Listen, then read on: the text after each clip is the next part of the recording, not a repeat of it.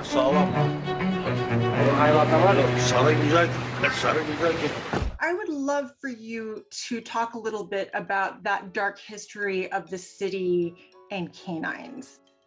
Yeah, that's really what drew me to the story of Stray being set. In the 1900s, as the Ottoman Empire was crumbling, there was a British diplomat who came to Istanbul, was chased by a pack of dogs, and fell to his own death. And so in retaliation, the British government forced the Turkish one to round up all their unattended animals and banish them to an island where they were starving to death. And Istanbulites could hear the howls of the dogs off of that island. And shortly afterwards, all these huge fires broke out in the city because there were no dogs to warn the people, and then World War I broke out. And so the people of Istanbul, it's said that they saw the exiling of the dogs as a curse on the city and Turkey.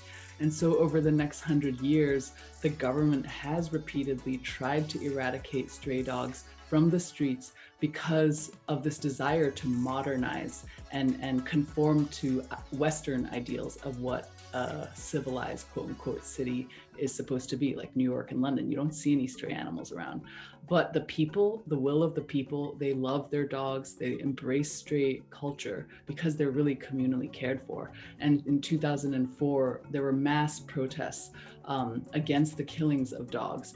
And so these amazing laws were passed where it's illegal to euthanize any stray dog, and it's even illegal to hold any healthy stray dog in captivity, and then the third law that amazes me is if the government picks a dog up to vaccinate the dog, they have to return that dog to the place where they found it.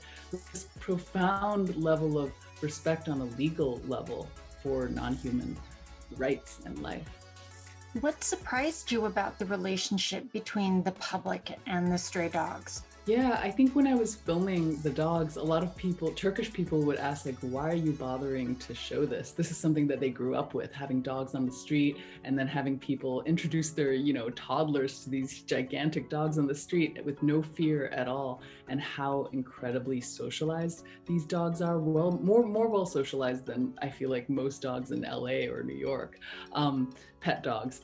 And what I found most surprising was that these dogs, I think I was filming them because it was such an unfamiliar sight to me, to have dogs roam freely and to have people intervene whenever they saw a small injustice happening among the dogs, to have that level of care for beings who, to help them it's purely altruistic in a way for humans. And so I was really struck by a culture that cared so much about sort of every member of their non-human society, at least with dogs and cats.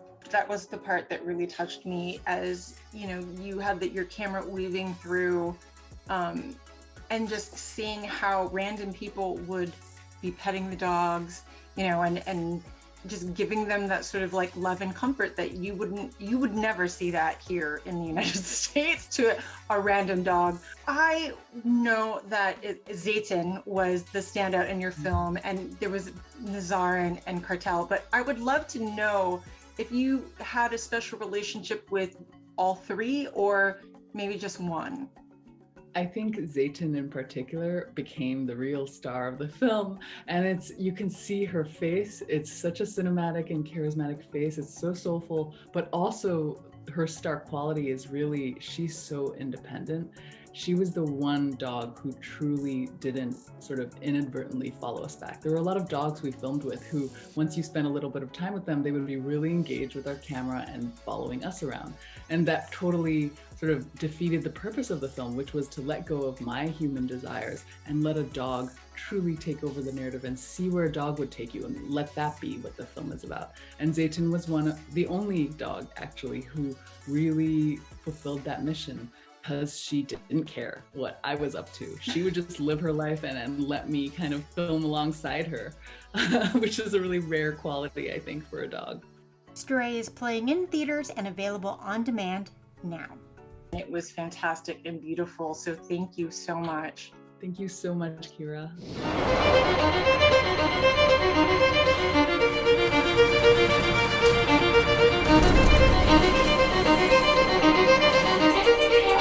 Yes, yes.